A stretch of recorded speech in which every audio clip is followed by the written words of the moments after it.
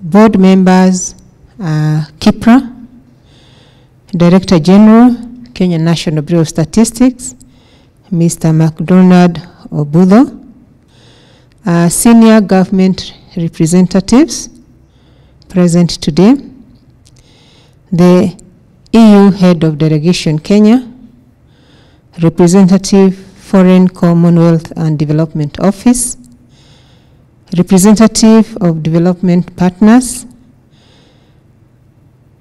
all nutrition partners with us here today, project staff, distinguished guests, ladies and gentlemen.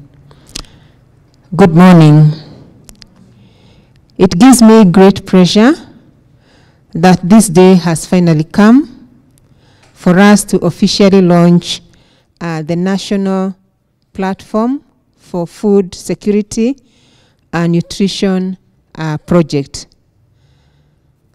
I want to warmly welcome you all and register my appreciation that you have found time to attend this event. We don't take this for granted. This is a demonstration of your commitment to addressing the challenges of nutrition in achieving sustainable development. The launch of this project comes at a time when nutrition interventions are prioritized by the government in an endeavor to reduce the triple burden of malnutrition, which includes undernutrition, micronutrient deficiency, and obesity. Further, the role of nutrition in promoting body immunity in the context of preventing and managing diseases, and most recently the COVID-19, is something to underscore. This launch is indeed a key milestone, as nutrition is at the heartbeat for sustainable development. Ladies and gentlemen, just introduce KIPRA, which stands for Kenya Institute for Public Policy, Research and Analysis, has a primary mandate in building human and institutional capacities, in providing quality policy advice to the government of Kenya and other stakeholders by conducting policy research and analysis, and also capacity building in order to contribute to achievement of the national long-term development agenda. This then puts KIPRA at the center of implementing this national information platform for food security and nutrition. At the moment, KIPRA is housing the policy analysis unit, which is part of the structure of this project. The nutrition information system that we are launching today enables generating evidence that is key in refining policies and interventions.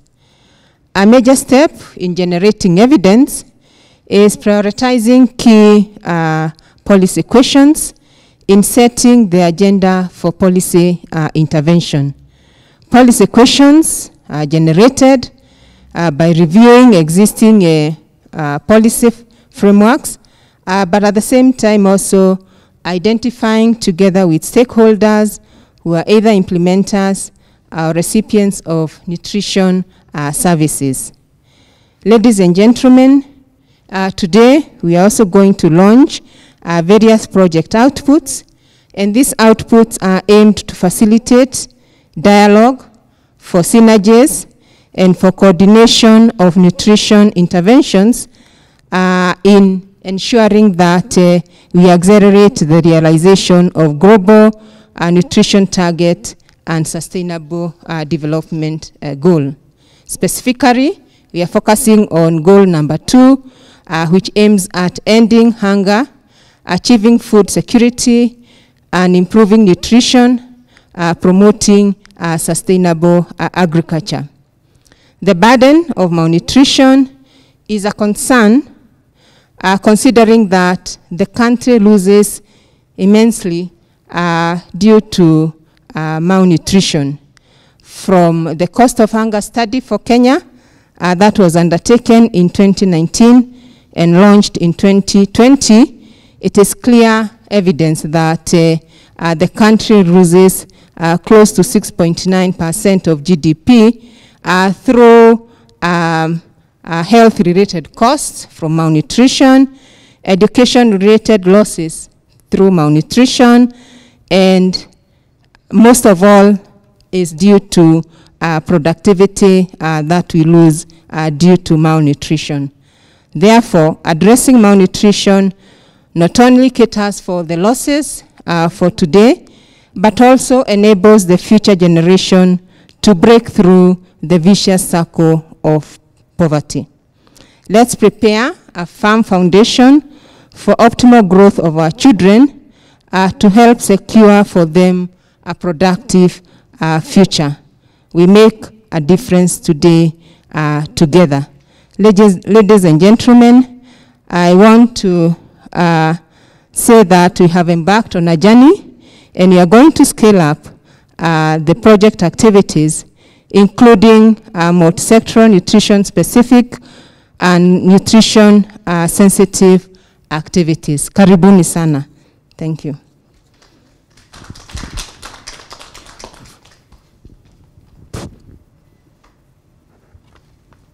Thank you, Dr.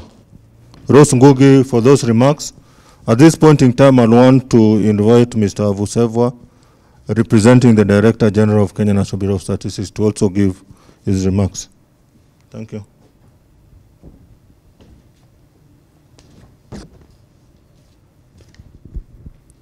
Good morning. These are the remarks of the Director General, Kenya National Bureau of Statistics, who was supposed to be here, but due to other very important matters, he may not have been, he's not able to come with, and into this launch, but he would have liked to be here. So this is the remarks of the DG, Mr. McDonald Obudo, the Director General of Kenya National Bureau of Statistics. Chief guest, Chief Administrative Secretary, the National Treasury and Planning, Dr. Eric Simeyu, Madam Mrs. Catherine Muoki, the Economic Planning Secretary, representing Mr. Saitoti, the Principal Secretary, Planning, the Board of Directors, Kenya National Bureau of Statistics, and also the Board of Directors, KIPRA, the Executive Director, KIPRA, Dr. Rose Ngugi, Senior Government Representatives, the European Union Head of Delegation in Kenya, representatives of Foreign Commonwealth and Development Office, representatives of development partners, representatives of non-governmental organizations, all other nutrition partners, project staff, distinguished guests, all protocols observed. Ladies and gentlemen, good morning. It is a pleasure to participate in the launch of the National Information Platform for Food Security and Nutrition, short for NIFPIN project, and the products. These projects aims at strengthening information system for nutrition and food security to prevent malnutrition and its consequences. It is a country-owned and is also a country-led initiative funded by the European Union, Foreign Commonwealth and Development Office, and the Bill and Melinda Gates Foundation. The project is being implemented by the government of Kenya through Kenya National Bureau of Statistics and Kenya Institute for Policy, Public Research and Analysis, KIPRA, in collaboration with other relevant sectors with interest in food security and nutrition. Ladies and gentlemen, for a successful project, the availability of data and information is key. This calls for the strengthening of the national statistical system to respond to the unprecedented increase in demand for quality data. I take note that there is still a lot of data generated by various sectors, including nutrition and food security sensitive sectors that haven't been put into good use. In order to improve the quality of data, the Kenya National Bureau of Statistics has finalized the formulation of the Kenya Strategy for the Development of Statistics, in short KSDS, to be launched in a few days. The strategy or the plan promotes effective coordination between data producers and thereby enhancing and ensuring that relevance, efficiency, and timeliness in dissemination of data.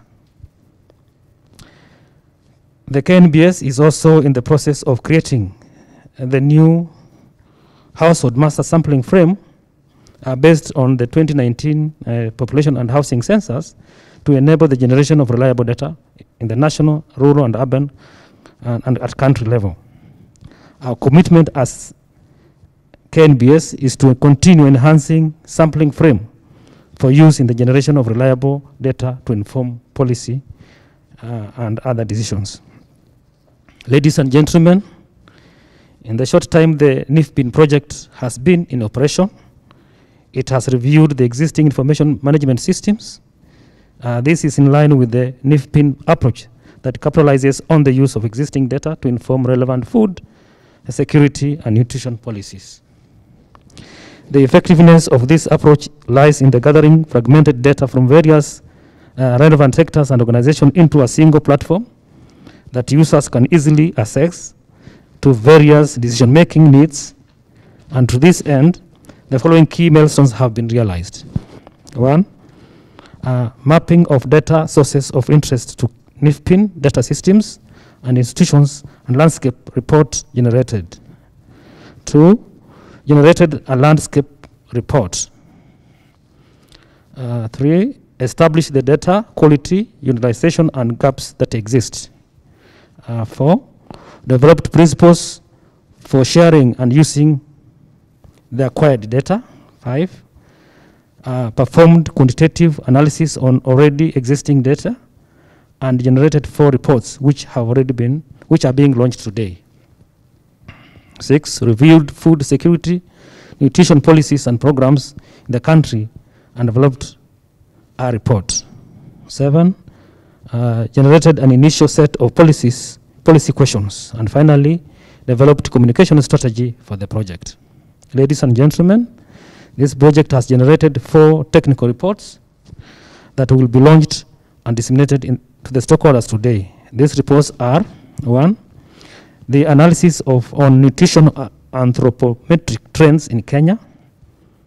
This report seeks to examine the anthropometric trends of children under 5 of age for the period 1993 to 2005 and predict prevalence for 2025 and 2030 based on observed trends.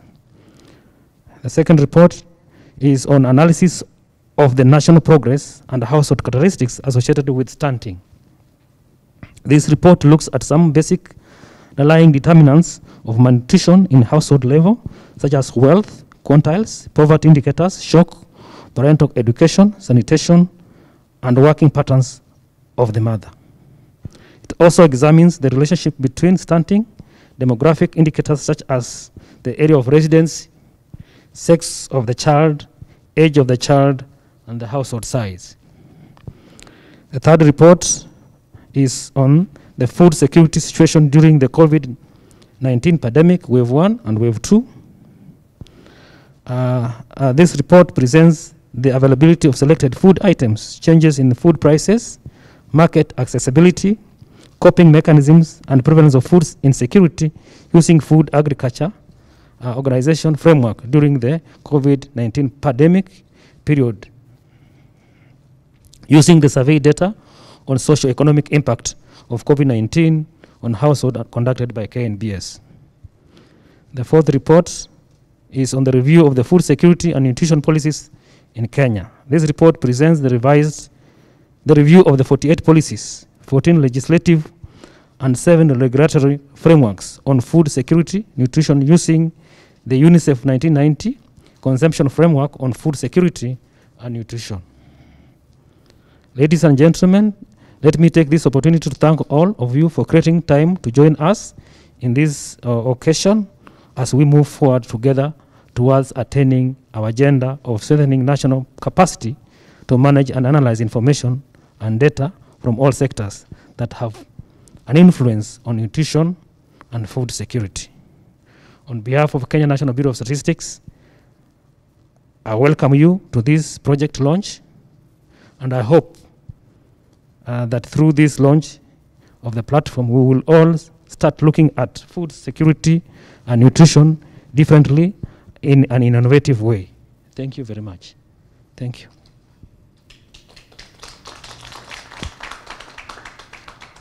Thank you. Thank you very much, Mr. Avuseva. Thank you very much, Mr. Avuseva, for those remarks. The next remarks you're going to get is from Foreign, Commonwealth and Foreign and Development Office.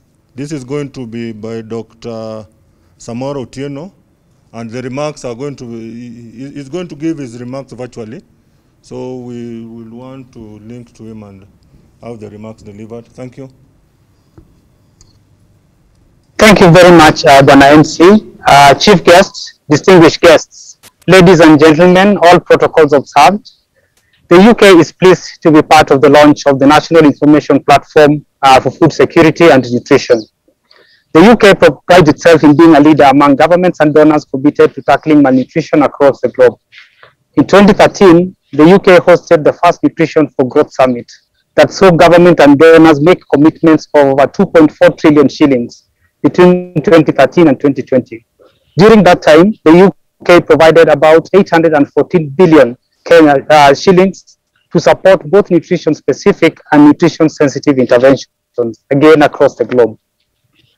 In Kenya, the UK has provided over 7 billion Kenya shillings since 2010 to tackle specifically acute malnutrition, and a lot more in terms of funding to support nutrition-sensitive interventions through health programs and other programs like the Hunger Safety Net Program, HSNP, which is implemented in partnership with the Government of Kenya and the World Bank. But besides supporting programs that deliver services, or in the case of the HSNP, the Hunger Safety Net Program, cash to individuals and households, the UK also supports policy initiatives like the National Information Platform for Nutrition that we are launching today. In supporting these initiatives, we acknowledge the fact that issues affecting food security and nutrition are multifaceted and multisectoral in nature and can only be effectively addressed through a collaborative, multisectoral approaches. As the UK, we believe governments have a crucial role of providing leadership in formulating appropriate policies and bringing together relevant sectors and stakeholders to ensure interventions are effectively implemented. Such policies and interventions should be data-informed and data-driven. The UK commends the Government of Kenya for the leadership it has provided to the National Information Platform for Food Security and Nutrition project through the KNBS and the KIPRA, and appreciates the opportunity to be part of the National Steering Committee for this project. As we launch the National Information Platform for Food Security and Nutrition today, it is our hope that this platform will act as a one point of reference for food security and nutrition information and analysis.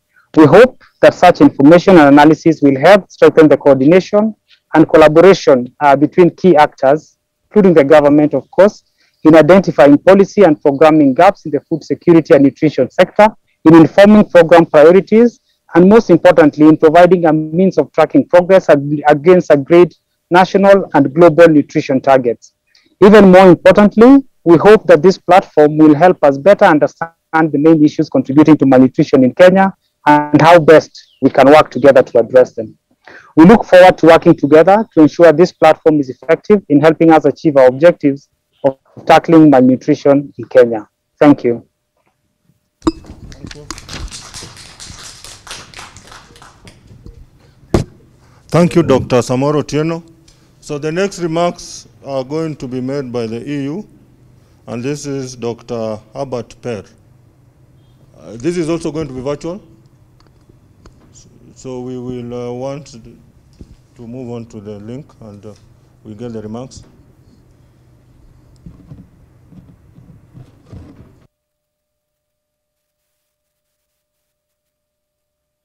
This is Hubert Per speaking.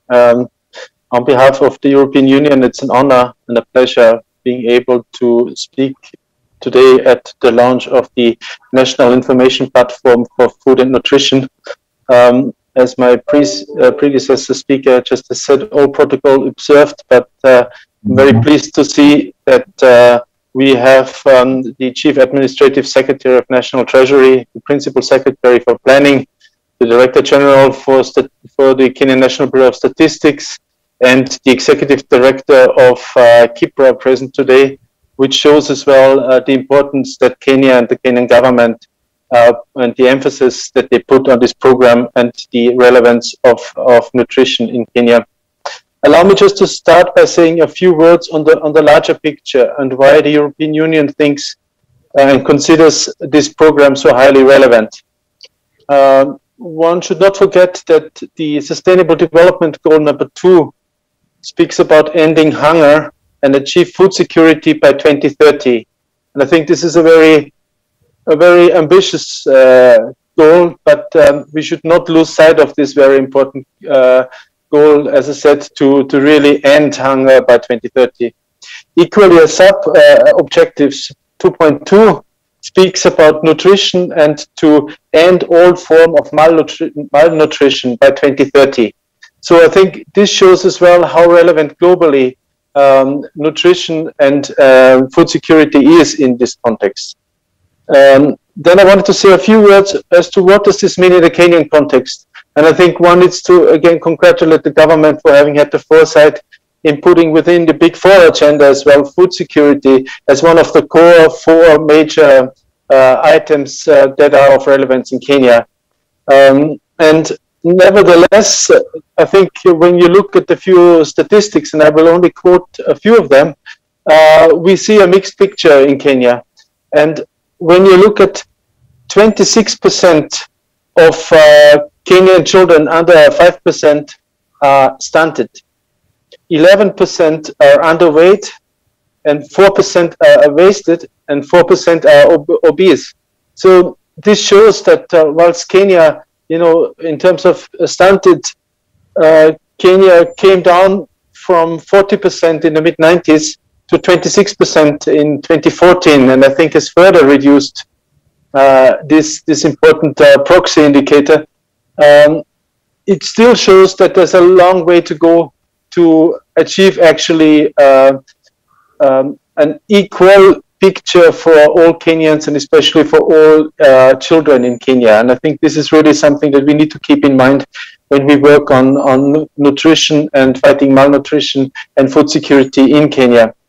I think it's worth mentioning as well that while the statistical numbers and percentages have gone down, the absolute number of children, and I think this is really what counts, every child counts, and this is what we have to keep in mind. The absolute numbers have not gone down actually so much because of the sheer fact that due to population growth, of course, whilst the percentages decrease and there's improvement, the absolute number of young children still suffering from malnutrition, suffering from the implications in terms of their physical development and their psychological development are still very high numbers. And I think this is something that we need to fight together, and this is why this program is so relevant. And it's really about trying to bring equality to Kenya in terms of the issues that are of development within the country, where different regions, of course, have different strength and where children are implicated by malnutrition in more or less strength in their developments. So now on the basis of these numbers that show that that in Kenya a lot has done and has been done to the better, I wanted to move now to this program that is being launched now, and launched rather, meaning some of the key reports that have been produced that are being presented today.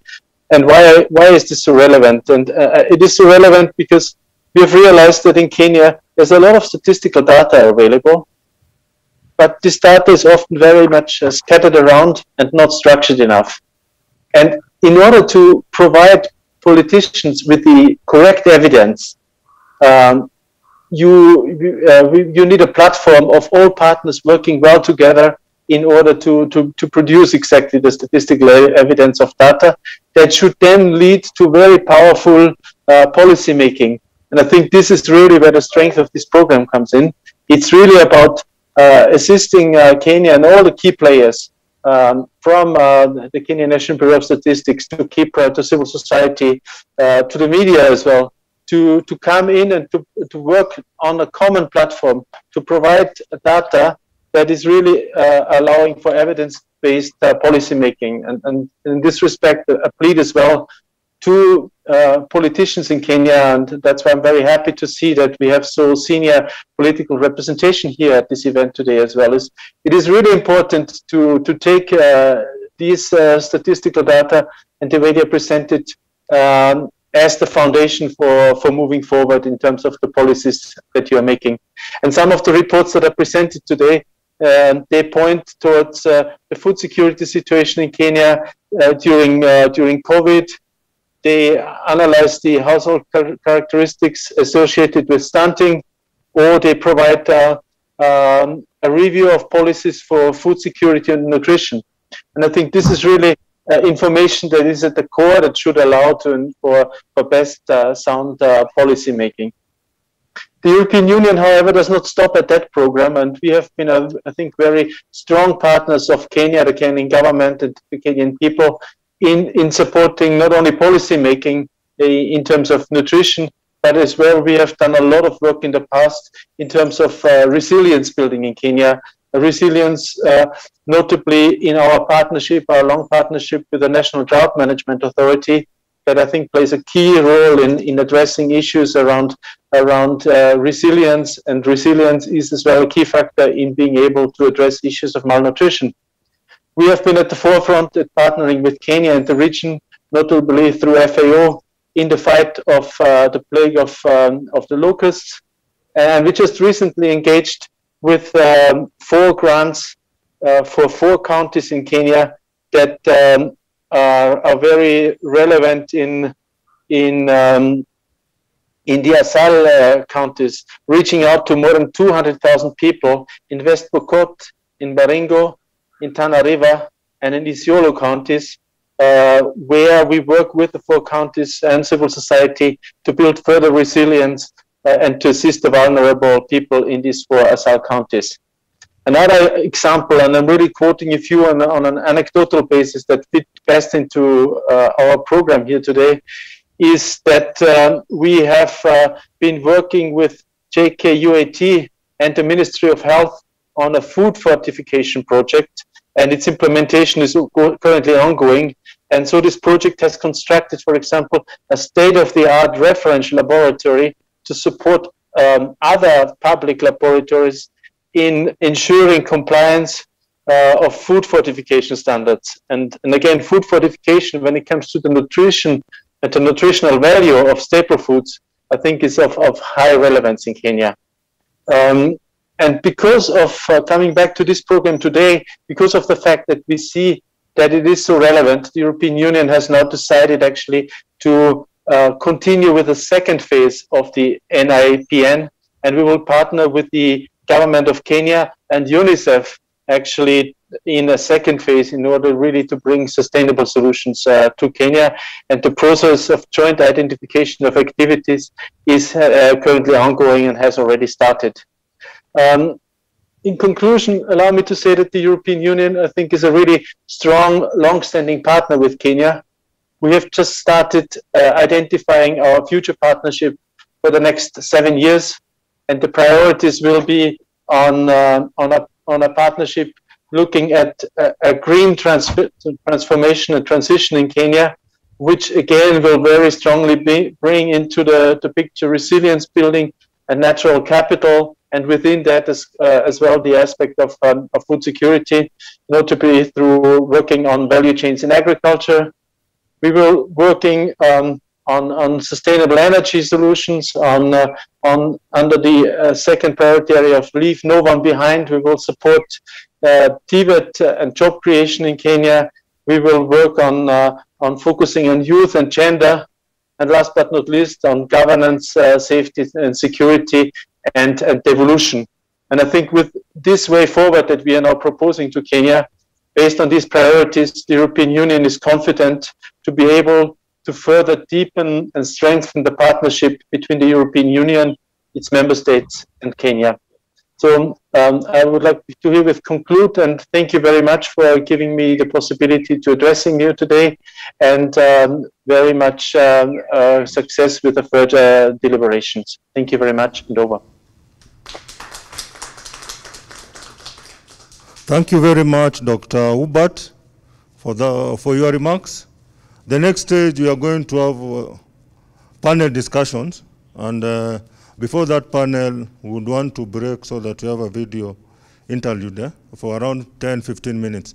Then immediately after the video, then we'll be able to have a panel. So we want to prepare for the panel. So we'll have a video for the next 10-15 minutes before we move on to the panel. Thank you.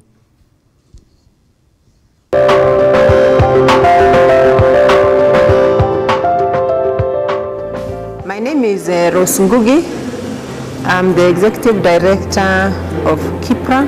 6.5% of GDP is actually lost due to undernutrition, because when you have malnutrition, children who are affected tend to have health problems.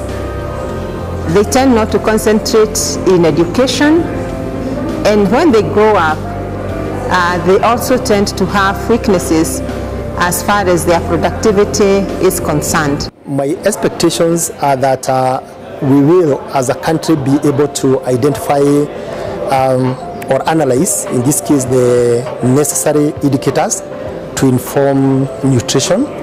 And in particular, when we look at the different data sets that have been lying idle, I would expect that through the analysis of this information, we will be able to formulate policies that will inform, the nutrition sector in this case. Over and above that, I would expect the nutrition project to actually build capacity across the various institutions that handle, issues that deal with nutrition and also food security. In the ministry, we are doing 1 million kitchen garden campaign. This is to make vegetables available at your doorstep, safe, nutritious vegetables that can improve the diet. So it's good also in our household, whether you are living in a balcony, with the whole, wherever you are, let's grow these vegetables, because we have technologies from the Ministry of Agriculture, like 14 technologies where you can grow your vegetable from a container garden, from a wheat garden, from a nurse's garden. All these, they take care of the environment you are in, they take care of the space you have. So this is something. Let's grow our vegetables. Let's consume more than one type of food at least. For grown-ups, for adults, let's consume at least 5 food groups per day. And let's learn more on what food to take. In health, we collect several data. We collect a lot of information. But the use of information is not to the standard expected. I think I would have, I liked this opportunity where we are going to say that there's a platform where information is being collected, analyzed, and presented in such a way that you can access it anytime that you want, and it is our own. It's not coming from outside, because many a times we have gone out to look for, if I miss a survey that had been done, I look outside the country to look for relevant information. But now in Kenya we shall have that platform, which I hope shall be operational in such a way that I can access it whatever time that I need.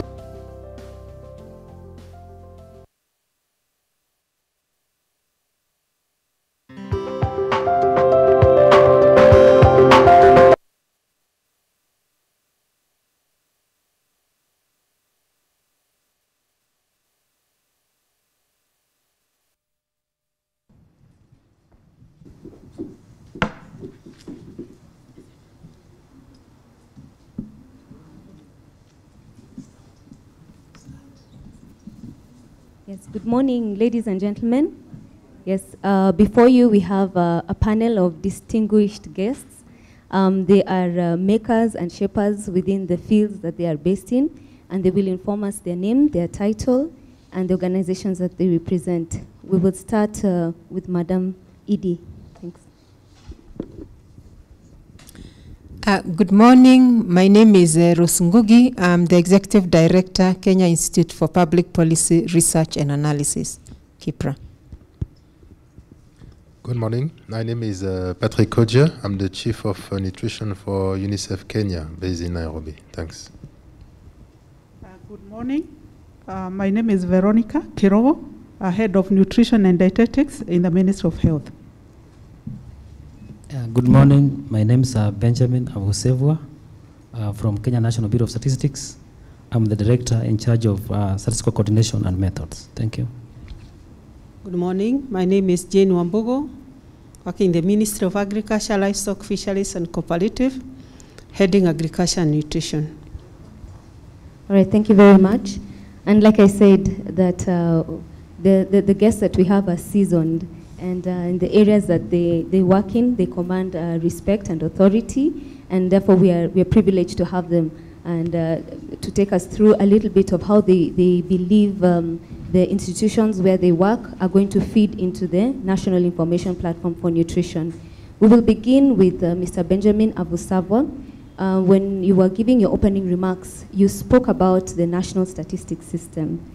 Maybe you can tell us a little bit more about that and how you feel the objectives of the National Statistics System overlap with the the National Information Platform for Nutrition.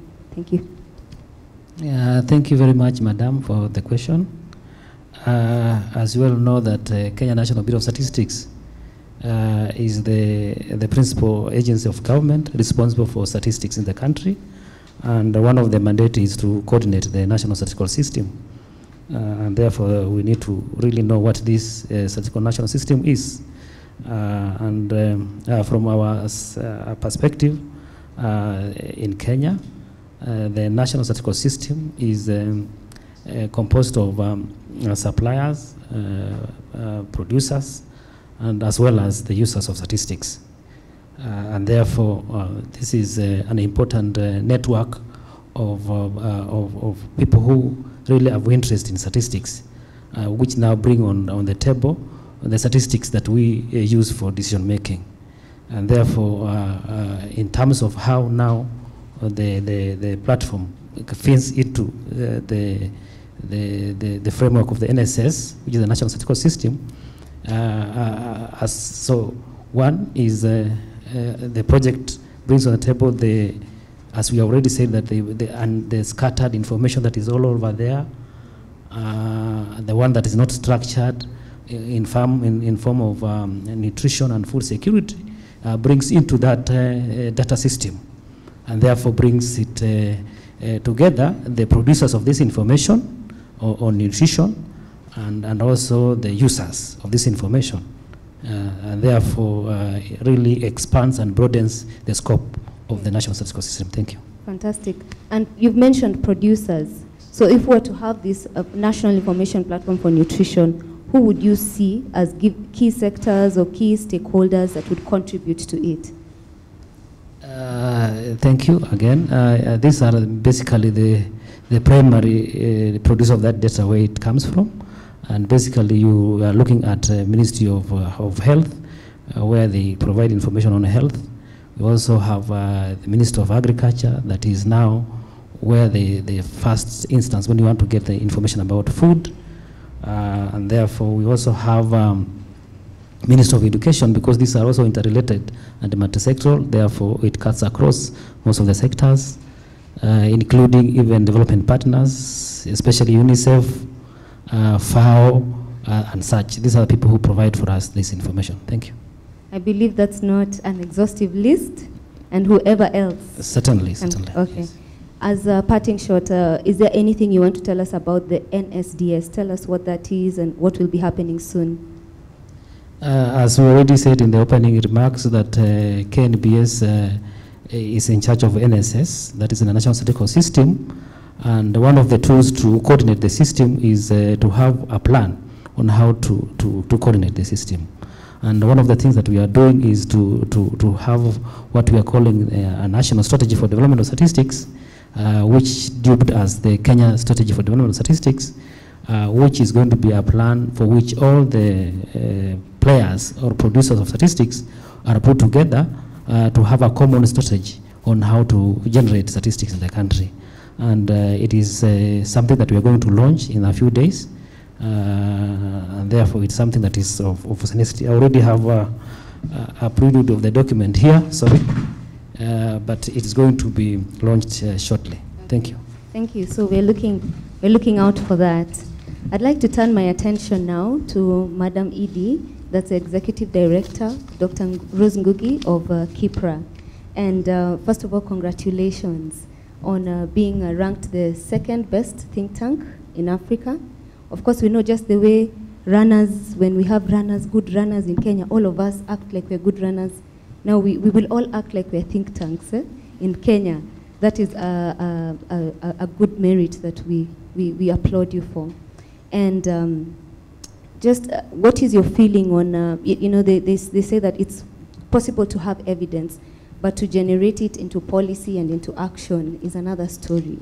And in your opinion, why is it important for the generators of evidence to work closely with those people who are in charge of policy?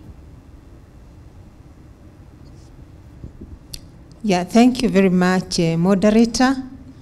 Let me first introduce what KIPRA really does in relationship to evidence. As an institution, we were set up to support the government in strengthening the public policy process by ensuring that there is evidence that is not only generated but also communicated to policymakers so that we can feed them with what would call well-grounded policy advice, and they can use the same to make decisions as far as the policy or course of actions are concerned.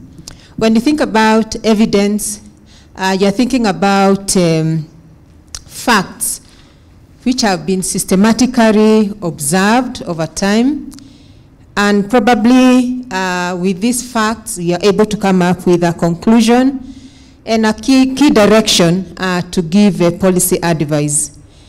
You can get the evidence either from surveys, and we really work very closely with the Kenya National Bureau of Statistics in using the surveys that they undertake from time and again.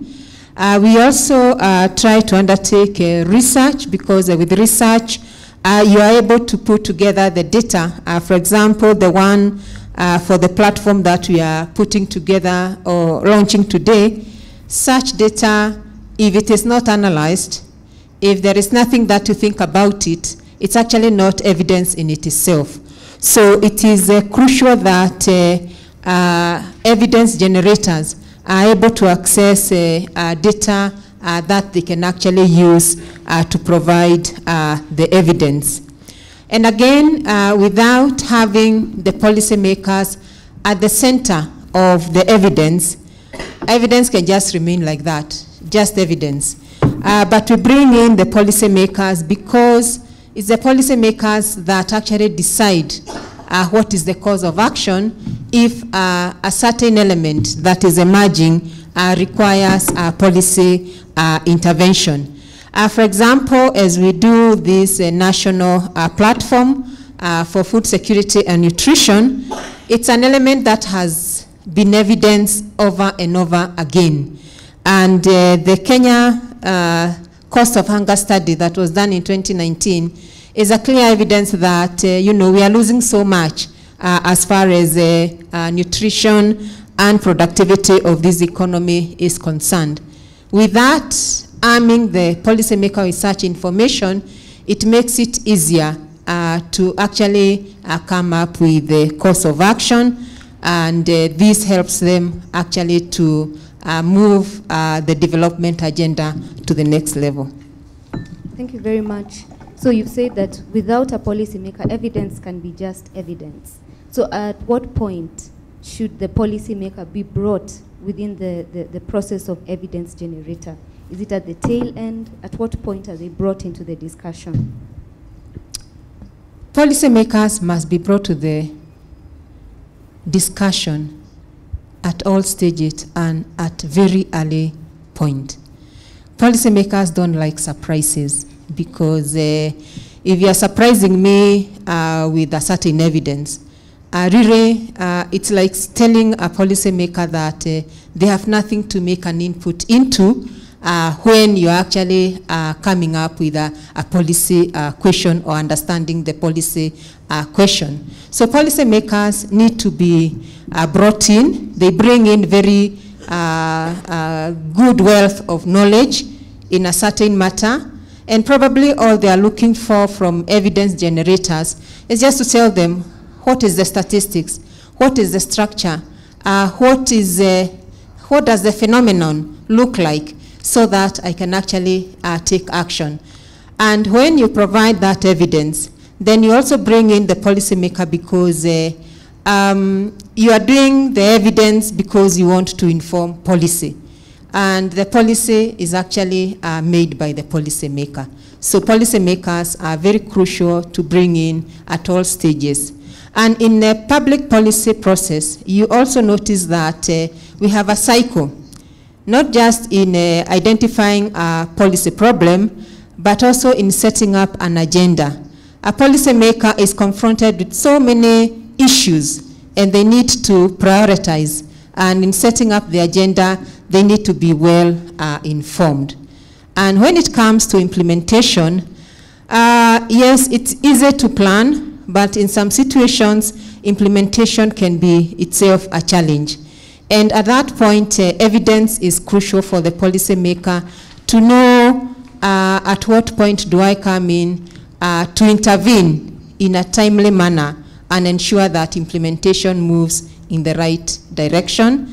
And also finally, when all is done, in policy evaluation, you're evaluating what you've done, you look back and you ask ourselves, did we actually achieve, for example, the SDG 2 at the end of the day, with all the actions that we have taken throughout the period?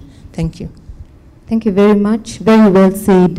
In summary, the discussion between the generator of evidence and policy should happen from the very beginning, and they should work together every step of the way. I'd like to turn our attention now to Madam Veronica Kirogo. She's the head of nutrition, the Division of Nutrition in the Ministry of Health. And we've talked about generating evidence and using that for policy. Of course, that now needs to translate again to an intervention, practical things that are done for the policies to come alive. And I'd also like to draw attention to the products and the reports that have been generated so far. Two of those reports indicated that malnutrition is reducing, but not at the rate desired to meet the targets that Kenya has set. And very simply, I'd like to ask, in what ways has evidence and policy shaped nutrition service delivery? And if you can cite some examples. Thank you, Lillian. Currently, we say Kenya is facing triple burden of malnutrition. I know you heard that from the past speakers. That is undernutrition, overweight and obesity, and coupled also with micronutrient deficiencies, which we call hidden hunger. And also the rising burden of non-communicable diseases, which overweight and obesity is actually put people to a risk. So with all that information, knowing that 26% of our children are stunted, and no stunted means that they'll never grow to their potential in terms of cognitive and physical. So it's a loss for a country. And of course, these now, that evidence, it's what called a country to action. And one of the action, the nutrition policy being the mandate of Ministry of Health, and knowing that for us to tackle malnutrition, which has multifaceted causes, we need to do a multi-sectoral approach. That evidence informed the development of multi-sectoral Kenya Nutrition Action Plan, which is the plan that has prioritized what as a country we need to invest in order to eliminate malnutrition. And this Nutrition Action Plan has brought together all the relevant stakeholders, starting with Ministry of Health, Ministry of Agriculture, Ministry of Education, Ministry of Labor and Social Protection, and of course not forgetting the county government, knowing that both food security issues and health are devolved.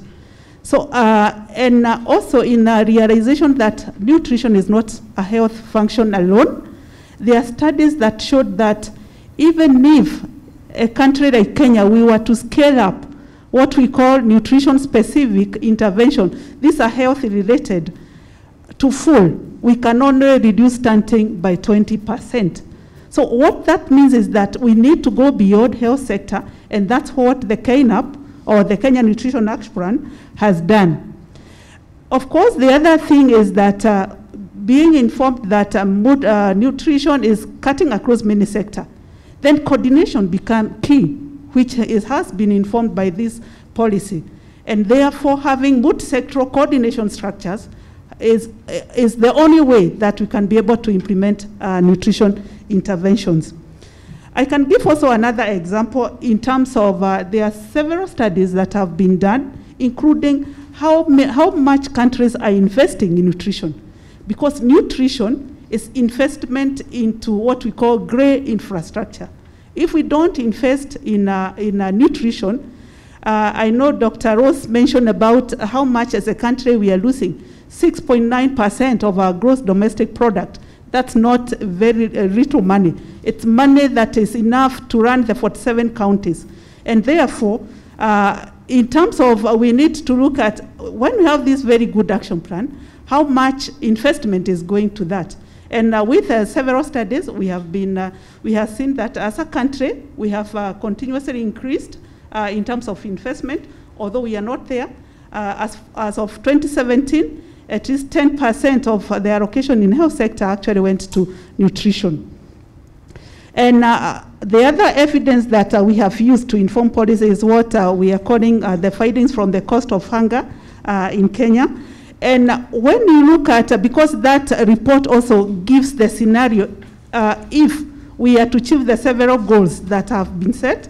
For instance, if we are to put mechanism to reach Malabo Declaration goals, which was to reduce stunting to 10%, how much saving are we talking about? And this is about 50 billion annually if we were to implement by the time 2025. We are also looking at another goal, that is the World Health Assembly goal, which by 2025, we are required to have reduced the stunting by half. And that, if we do that, we'll be able to reduce that economic cost of malnutrition by about that $1 billion.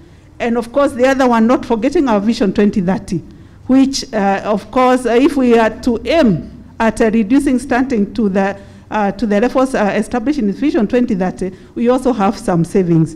So you can see policy and all that, the studies, the information is doing, it informs what priorities as a country we have to put across. Well, thank you very much.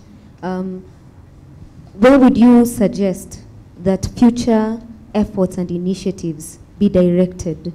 So we've made some progress to this point, but not enough. And there is still time between now and, for example, 2030. which specific areas can resources be allocated in order to enhance those efforts and meet the targets, or at least come closer to the targets? Thank you, Lillian. I think all the speakers who have spoken, even during the remarks, is the importance of information, because information is power in decision making. And as I've said, that nutrition is a multi-sectoral, so there is data resting in health, there's data resting in agriculture, data resting in school meal program in education, data resting in social protection in what we are calling nutrition improvement project. Then all this data need to find a place where they can centrally be reposited and made sense out of, yes, what is the data telling us? And for me, the important thing is, and that's what I find about NIFIN, is having this central repository for this data, analyzing it and seeing what is it this data is telling us. Are we progressing to our regional, national, global goals? And if not, then we are able now to step back and see what do we need to urgently do. So definitely, information system strengthening is very important in decision making, whether in policy or programming. And I think the other thing, of course, is which needs to be also prioritized, is the coordination. Because when you say that a matter is cutting across, then coordination can be quite tricky, and therefore effort needs to be put for efficient and effective coordination, so that we all steer the boat into the same direction without having to step, some are pulling it back. And of course, the other one, because if we were to influence the issue of food security and nutrition, that touches Wajiko or the community. So the issue of human resource and financial resource is very key. We can have very beautiful papers, very beautiful analysis on what the problem and how we need to do it, but without investment, then they will just remain papers. Thank you. Thank you very much. You've drawn attention to increased investment and well-targeted investment, information platform, and coordination. I'd like to now turn attention to Madam Jane Wambogo from the Ministry of Agriculture. So one of the reports that we generated was a food security situation during COVID-19 pandemic. And it indicated that more than half of Kenyans are experiencing food insecurity. That was from respondents' perspectives. And they also felt like how they cope with food insecurity is by using food that is less preferred and less expensive. We know Kenya has very ambitious targets on food security. The target of our country is 100% food and nutrition security. And if we go to the SDGs, it's zero hunger, yes? So there's also been a lot of investment in the area of food security. But where do you think initiatives can be intensified? Yes. Thank you, Madam Moderator, for this. I wish to bring out that the government has put in a lot of intensification on food security agenda. We have the food and nutrition security sectoral strategies, and one of them is agriculture sector and a transformation and growth strategy, 2019-2029. And this is a document that aspires that we will be 100% food and nutrition secure, and that the country will be able to achieve the 100%. It is in this that through this aspiration that a lot of intensification can be done, and the funding of the various strategic options that are in this document. One of them is on digitization of data. And it is very clear, because once we are able to get the right data, it's easy to take up the next option on what to grow where to grow it and all that. And it's already continuing with Kenya. Our Kenya Agriculture and Research Organization is already doing that, and that's something that can be intensified. The other area that that the document is very clear about is on the matters reduction of malnutrition and food resilience. And in this reduction of malnutrition, as just have been discussed by Veronica just now, it is multi-sectoral in the sense that agriculture can only do part of it by increasing the availability of food. So there's a lot of intensive activities on how food can be availed in terms of looking at the vulnerable community, and this is through the e-voucher program that is subsidizing input.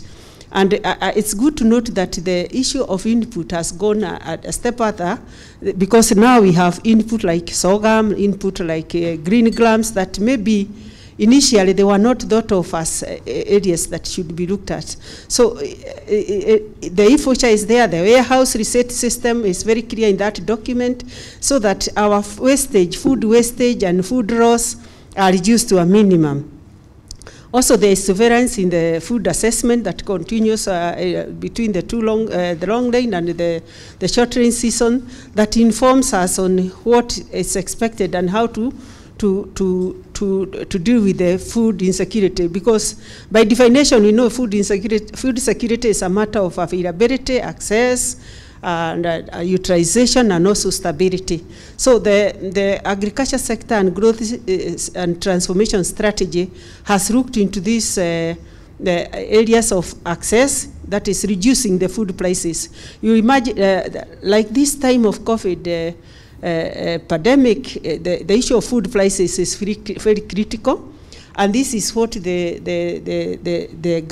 government, through the ministry, is looking at. How can we reduce the cost of food? And in this is why we are looking at the subsidy programs, the issue of, and this in terms of input for production. We know that for nutrition improvement from a food production point of view is where you produce, from production or purchase. So for those who are purchasing food, the issue of accessing it from the market has been looked at. There are protocols and guidelines already currently that are working, and they are available on the website. But this is not all. There is need for also keeping the food markets working and also the production system working.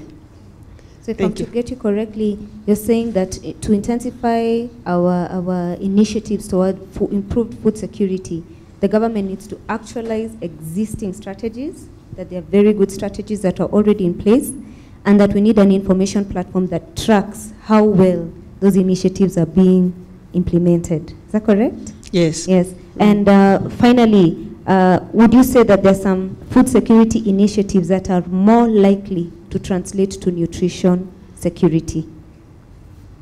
Thank you, Lilian. There's a lot of that the Ministry of Agriculture, who is at the mandate of food security, is doing, and one of them to kind of intensify and also bring out to increase the food resilience is we have a number of projects.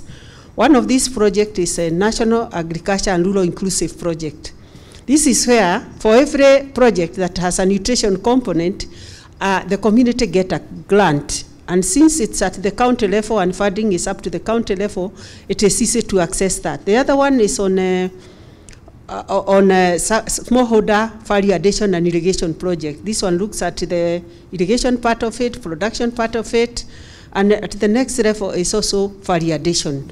Then we have also the project on climate smart. We realize that our country is the arid and semi-arid is almost 80% of this country. So we really, to be food secure, we have really to look at how we farm in a climate smart way on this food deficit area. So we have a number of projects, and also I've just mentioned the warehouse receipt system. You know, the issue of marketing is very critical, because the farmer can produce, but if this farmer is not able to sell their produce, then this one becomes a constraint. So what we are doing is that the farmer can produce and then store that up when the time and the price is favorable. So those are key initiatives that are being done through programming, through strategies, through reviews. For example, the strategic food reserve is one area that initially we were only reserving maize.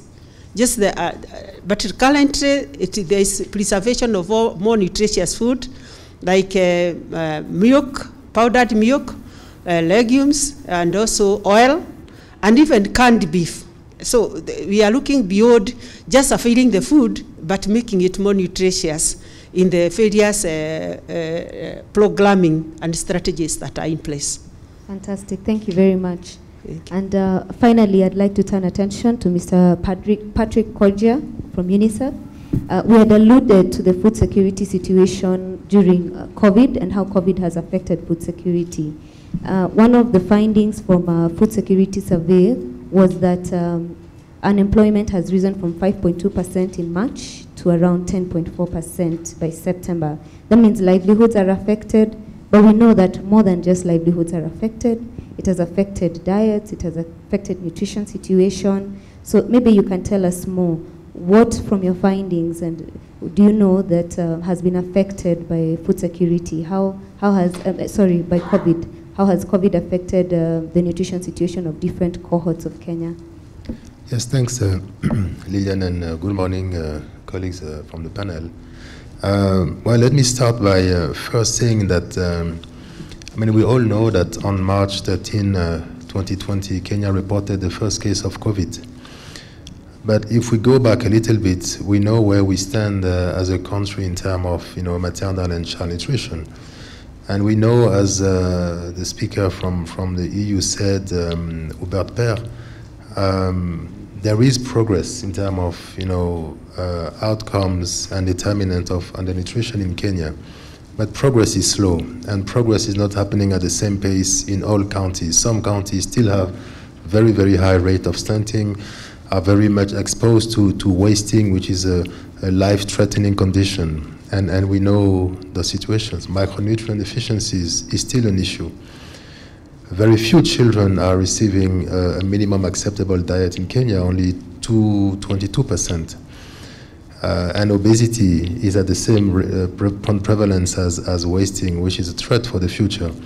So this is the context under which COVID started a year ago now in Kenya. And very quickly we were able to see the effect and early impact of COVID. And this is thanks to the data from the national data from the DHIS2. And thanks to the leadership of the Ministry of Health, who has very quickly set up a committee, a working group on the continuity of essential services. So few data came out from those early analyses, which were last year. Basically, an important reduction of utilization of services for health and nutrition. If you take ANC, women in reproductive age were using less the ANC services, a reduction by 18% in the first few months of the crisis. But now if you go to the CWC services for young children, where they would get, mothers will be educated, supported on how to feed and monitoring the growth of children, basically reduction of attendance was up to 33%. So if mothers and children or caregivers and children cannot attend services because of the restrictions to move, that will affect their nutritional status, the determinant of undernutrition. And we saw that both for preventive services, but also treatment services. If you take the program for managing moderate acute malnutrition, but also severe acute malnutrition, the reduction in attendance was up to 25%. If those children do not get access to treatment, they don't get the product, the care they need, they will die. So this is, so the threat given by COVID, who started by a health crisis, has become a crisis going across the board in health, nutrition, education. Schools have closed and reopened and closed. Children who are not in school are missing a lot, including their school meal. And we know that for many of them, this is the opportunity to have a balanced meal because it's more difficult at home. So the data we have suggests that are giving us insight on what's happening at community level, what's happening at county level. And again, this is, like Madame Veronica Kirogo just said, the importance of information. Like Madame CEO Ngugi said, the importance of analyzing the data. And like Ken has said, the importance of bringing the data together across the sectors. COVID is not affecting nutrition alone, but different sectors. You talked about food security.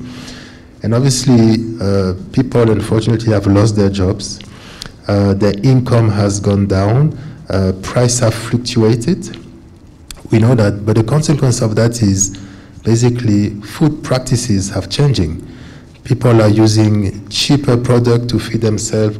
People are basically, in northern Kenya, we have some data where basically the frequency of meals per day has gone down. The quality of those meals is also has gone down, and this is very, very critical.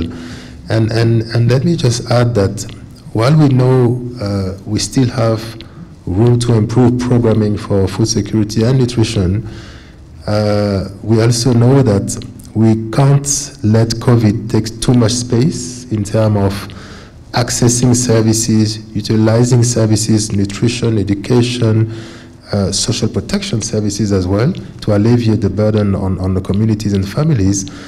We know that there's still a lot to be done, and that's an important aspect.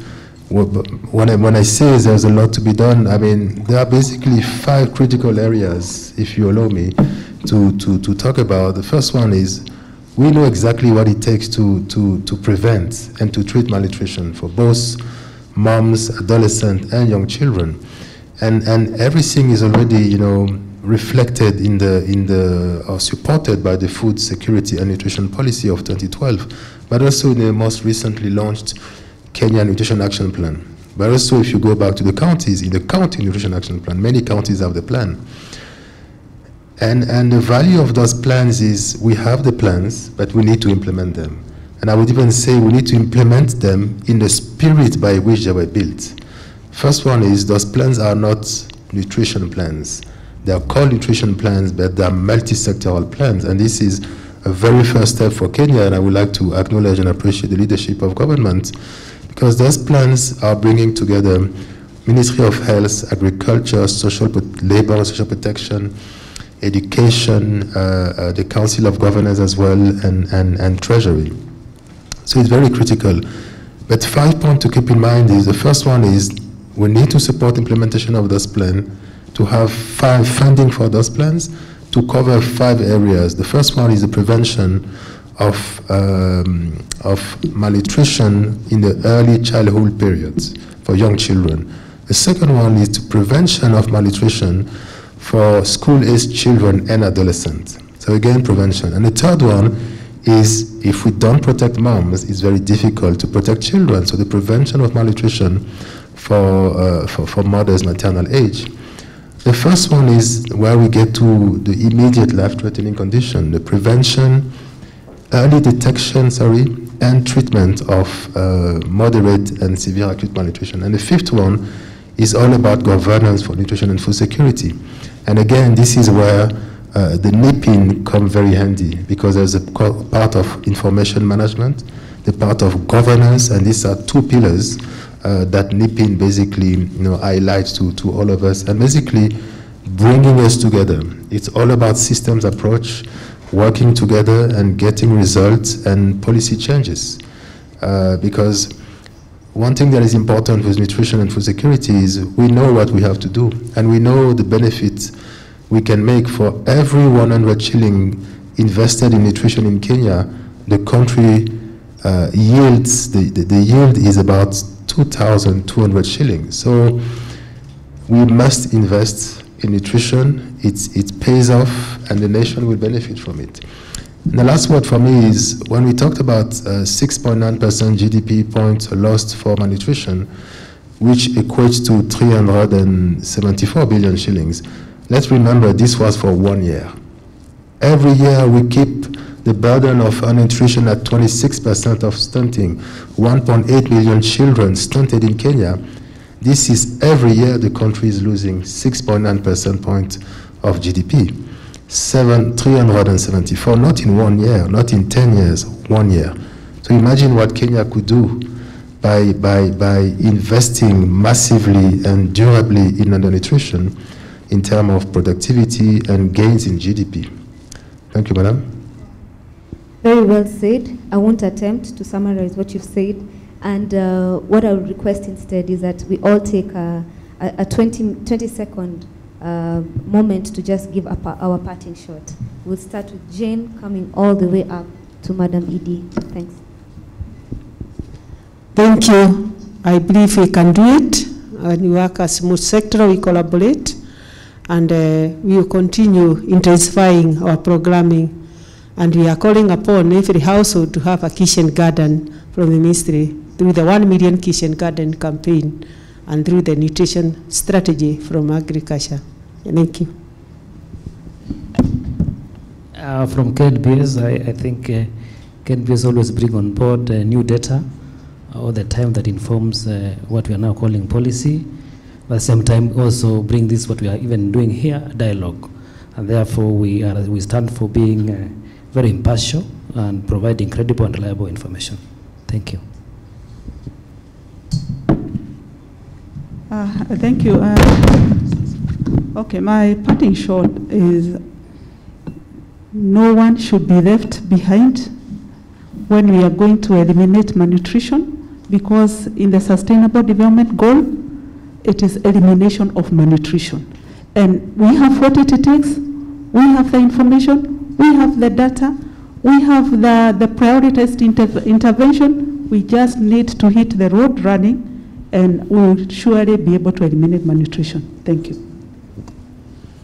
Thank you. From my side, I'll be very brief. And taking from what Veronica just said, one key message is, through the policy changes we're looking forward, is to really see all counties, especially counties where we have important burden of undernutrition, to annually allocate resources for nutrition and to annually ensure that they account for that and report on that for the greater good of children's development and the country's growing economy. Thank you.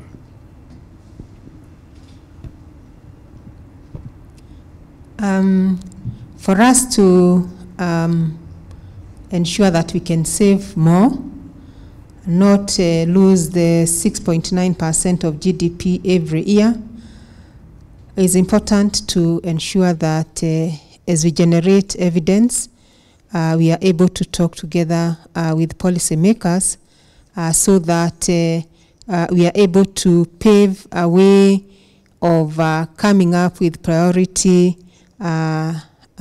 action plans, action areas, agenda, and we can actually be able to deal with this challenge of malnutrition. As we have heard, it's not just a one generation effect, it has intergenerational effect, and we have to stop it today. Thank you. Thank you very much. And with that, we've come to the end of this session. A round of applause for our panelists. Thank you very much. Now it's time to roll up our sleeves and get the work done. Thanks.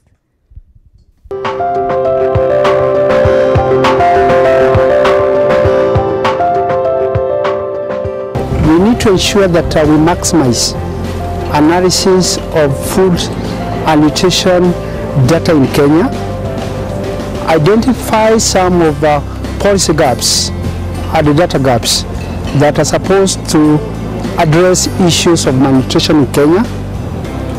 Again, we also expected to ensure that we build capacity to policy makers and the policy implementers so that we can have all-around implementation of the issues that are being discussed under the nutrition arena.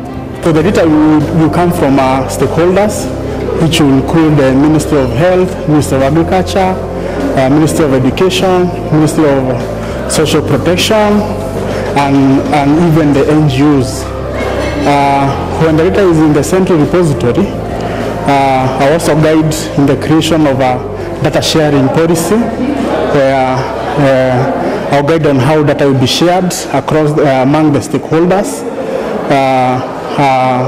the rights that will be given to various users, and also I'll provide the data for the analysis, statistical analysis that will be used to guide the policies. And also, lastly, I'm also guiding on the implementation of a web portal where the data will be accessed by everyone from around the world, from a click of a button and a link. And this dashboard or the portal will act as a country dashboard to present the food security and nutrition related data. Since independence, issues of food, health have been with us. And it's not just Kenya that is facing this aspect of food poverty. It is a phenomenon that is there in developing countries. We don't want this to continue. We want to see a country where hunger is a past tense, and we also want to see that as we implement even the SDGs, as we implement the AU 2063 agenda, we are able actually to be among the top in the world where food poverty is no longer an issue for this country. Yeah. Thank you very much, Lily, and the moderator, for that session. It was a lively session, and we got some parting shots, which I hope we've managed to take home. And there's one that I managed to pick, the one that each household should try to have a kitchen garden. That's really important, and it's something that I also picked it up. So I just encourage households to be able to have that kitchen garden.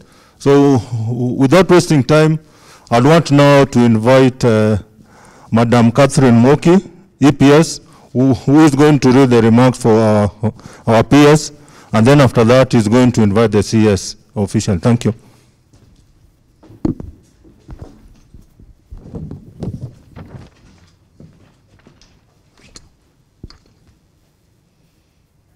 Good morning. I bring you greetings from Mr. Saitoti Torome, the PS State Department for Planning, who is engaged in an equally important official function, and I have the responsibility to read his remarks. So these are the remarks by PS State Department for Planning. So Chief Guest, Chief Administrative Secretary, the National Treasury and Planning, Mr. Eric Simuyu Wafuko, KNBS and KIPRA board members, Director General, Kenya National Bureau of Statistics and staff, Executive Director, KIPRA and staff, representatives of ministries, departments and agencies, representative of the European Union, representative of the Foreign Commonwealth and Development Office, representatives of any development partners that may be present, representatives of non-governmental organizations, the project team and partners, and I also wish to recognize the esteemed panelists that were on stage just a little while ago, distinguished guests, ladies and gentlemen.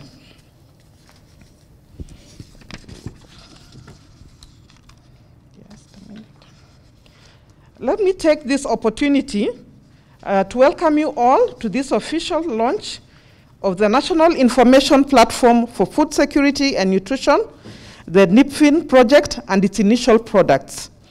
The project was conceived out of a noted challenge in the capability to collect, analyze, and interpret several existing information and data on food security and nutrition.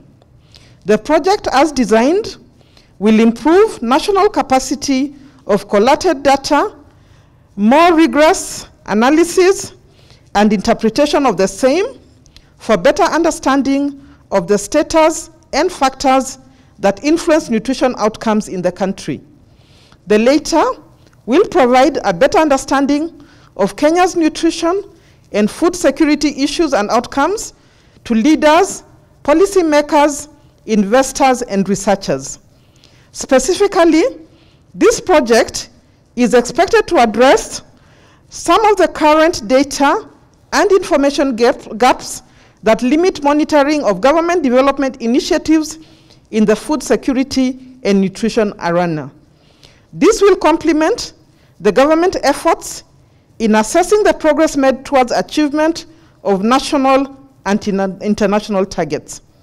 Ladies and gentlemen, I'm aware that there are great expectations from various stakeholders of NIPFIN to support the realization of some of the targets in the third medium-term plan of the Vision 2030, particularly on reducing malnutrition to 27% by 2022, particularly at this time when the nation is seeking ways to foster growth and development. As the government continues to implement the current constitution, which places a lot of emphasis on accountability, it calls for evidence-based policy planning, decision-making, monitoring, and evaluation at the national and at the county levels. This, therefore, reiterates the need to have comprehensive and quality data and information that informs the better nutrition outcomes. Policies and programs that have been implemented to bring about rapid transformation of food security and nutrition must be regularly monitored and evaluated. The outputs of NIPFIN will provide government with a benchmark for monitoring policies, programs, and services which have been put in place to foster development for the betterment of nutrition outcomes for all Kenyans. Ladies and gentlemen, we are launching this project against the backdrop of emerging data and information demands for planning purposes. It is envisaged that the project will contribute to additional indicators relevant for policy making, measurable goal setting, and an effective monitoring system. This requires working together with relevant stakeholders. Since the inception of the project, a number of partners have been identified to work together with the project on various activities. These activities cover project coordination, data and information sharing, policy question formulation, data analysis, report writing, dissemination, and communication of findings. These activities are coordinated through three main multi-sectoral committees, namely the National Steering Committee, the Policy Advisory Committee, and the Project Management Committee, all drawing membership from the project partners. The National Steering Committee, which is the apex body of the project, consists of an intersectoral committee that brings together heads of various sectors concerned with food and nutrition. The committee plays an oversight role in the project, including recommending policy changes or interventions for food security and nutrition and facilitating their implementation. The Project Management Committee and the Project Advisory Committee, on the other hand, are responsible for implementing the project work plan, identifying and prioritizing policy questions for analysis, and interpreting the findings respectively. This is henceforth aimed at informing sector policies that could influence nutritional outcomes. Ladies and gentlemen, the key organizations involved in setting up the NIPFIN are the Kenya National Bureau of Statistics as the lead applicant of the grant, and the Kenya Institute for Public Policy Research and Analysis as co-applicant. Both institutions are under the National Treasury and Planning, and specifically under the State Department for Planning, whose key mandate is to coordinate national and sectoral development planning. The mandate of the National Bureau of Statistics is to collect, analyze, and disseminate statistical data on behalf of the government of Kenya. On the other hand, the mandate of KIPRA is to conduct policy research and analysis to provide public policy advice geared towards achievement of national development goals. The positioning of the project in the two agencies, combined with its coordination by the ministry responsible for policy formulation and planning, creates a suitable setup to respond to the needs of the country. Furthermore, the outputs of the project are critical at both the country and global level. Ladies and gentlemen, let me extend my special thanks to the management of Kenya National Bureau of Statistics and Kenya Institute for Public Policy Research Analysis, together with the project staff who have worked tirelessly to make this launch event a success. Finally, it is my pleasure and humble duty to invite the Honorable Chief Administrative Secretary, Honorable Eric Simiyu Wafuko, to give the keynote address and officially launch the NIPFIN projects and products. Thank you for listening to me. Karibu, Honorable Wafuko.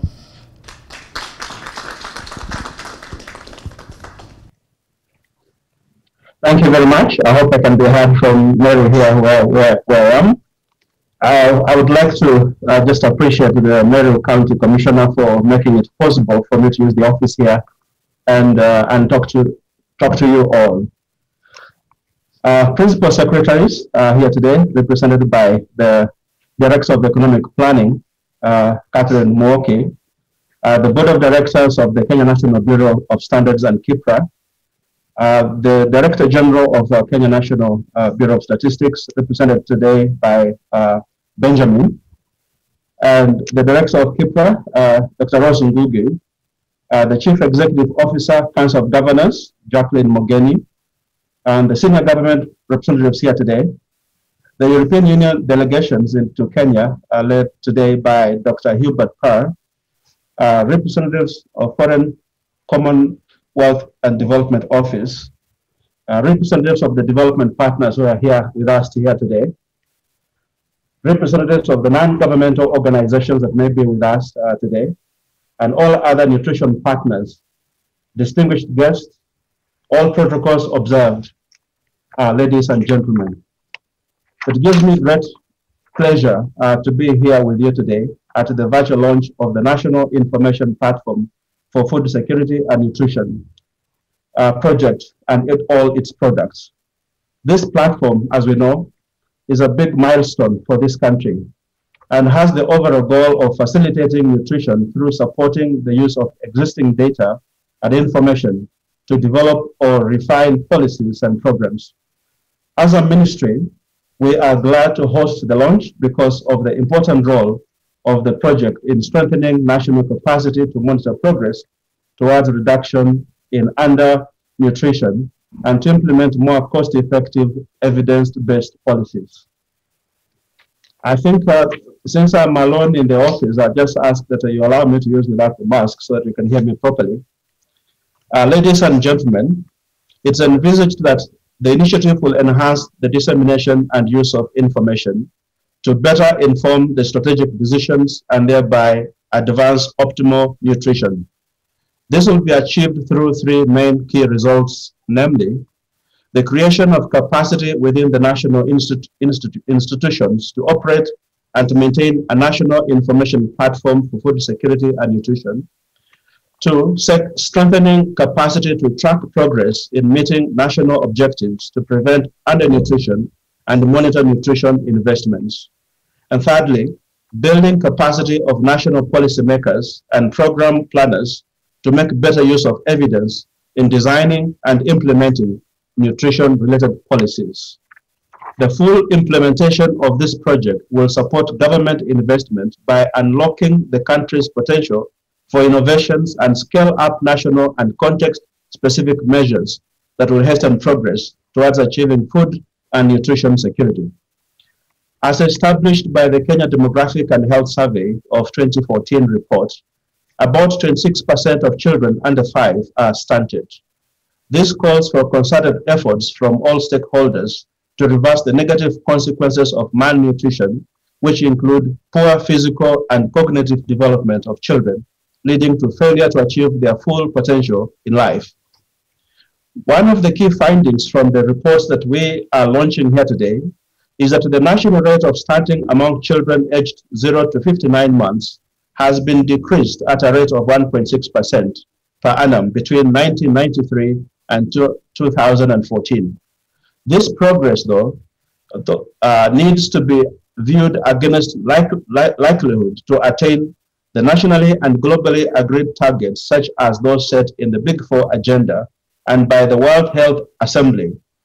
This means that the country may not attain its target if the current trends are maintained. Thus, increased efforts are needed to heighten investments towards reduction in stunting. Ladies and gentlemen, as we work towards realization of the 2030 Sustainable Development Goals and the country's blueprint to the Vision 2030, there are growing calls for monitoring and evaluation frameworks for more effective, accountable, and inclusive institutions for all. This includes promoting transparency, access to information, and accountability, as well as ensuring decision-making processes are more inclusive and representative. I note that the project provides an ideal platform for contributing to these initiatives, whose aspiration is to achieve food security and improved nutrition. Ladies and gentlemen, the government has made a commitment to improve food security and nutrition as articulated in the Kenya Constitution of 2010 and national development plans. The Constitution enshrines the right to adequate amounts of food of acceptable quality, as well as clean and safe water in adequate quantities. Further, the Constitution stipulates that every child has the right to basic nutrition, shelter, and health care. Kenya Vision 2030, the country's long-term economic development plan, aims to transform Kenya into a newly industrialized middle-income country with a high quality of life. This project is key in tracking progress in meeting food security and nutrition targets implied in our development plans.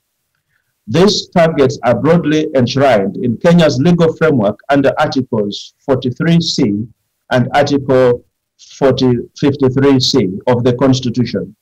The shared aspiration of the country is contained in the Vision 2030, which is implemented through the medium-term plans.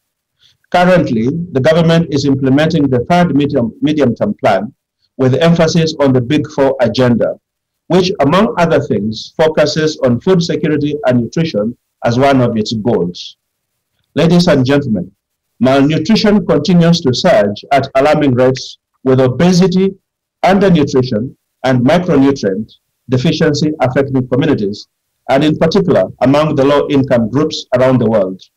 Women and children are disproportionately affected by this particular scourge. 1 in 3 women of reproductive age suffer from anemia as a result of malnutrition. Moreover, more than 1 in 5 children under the age of 5 is stunted.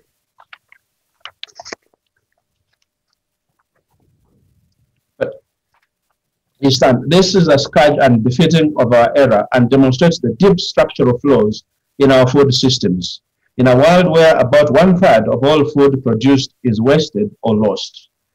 To contribute to sustained reduction of malnutrition, there is need for a coordinated service delivery by both public and non-state actors. This will be achieved through a well-structured collaboration of various institutions with interest in food security and nutrition. I am glad to note that the project is a collaboration between various key stakeholders from different ministries, the UN agencies, the NGOs, and the private sector. This is critical in determining the project's success and sustainability. It requires quality collaboration among relevant national institutions to ensure efficient implementation of project activities, alignment, compliance with national standards and policies, complementarity, scaling up best practices, and minimal duplication. In addition, efficient coordination between nutrition-sensitive institutions is a process through which organizational capacity for operating and maintaining a food security and nutrition information platform will be realized. I am further pleased to note that the role of research and that of public-private partnerships for sustainability will be given prominence in this framework going forward. Ladies and gentlemen, as I conclude, let me take this moment to recognize the support that we continue to receive from development partners for the purposes of strengthening country capacity in areas of food security and nutrition. In particular, I acknowledge with thanks the financial support from the European Union, together with the Foreign, Commonwealth and Development Office and the Bill and Melinda Gates Foundation to the project. The country still welcomes such support to ensure that food and nutrition issues will continue to be adequately addressed. Finally, ladies and gentlemen, I wish to once again thank representatives from government, from our development partners, non-governmental organizations, and all those who spared their time to attend this launch. Indeed, we all need to pull together our efforts for improved and sustainable nutrition outcomes. It is now my duty and honor to declare this project officially launched. I also declare the following technical reports by the project as officially launched today. First, the analysis of nutritional anthropometric trends in Kenya. Second, an analysis of the national progress and household characteristics associated with stunting. And third, the review of food security and nutrition policies. And fourth, the food security situation during COVID-19 pandemic. Thank you and God bless you all as you continue now with the meeting that you do have. Blessings. 9, 8, 7, 6, 5, 4,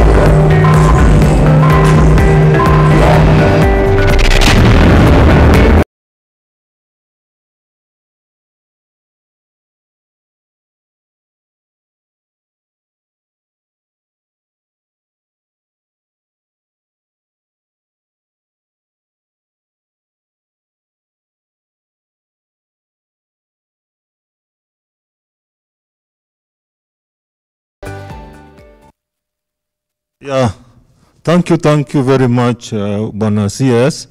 I think at this point in time is just to appreciate all of us who are participating in this process. And I'd want to invite Mr. James Gatungu to give a vote of thanks. And then we will, after that, we'll just close the meeting. Otherwise, thanks a lot. Welcome, Bwana Gatungu.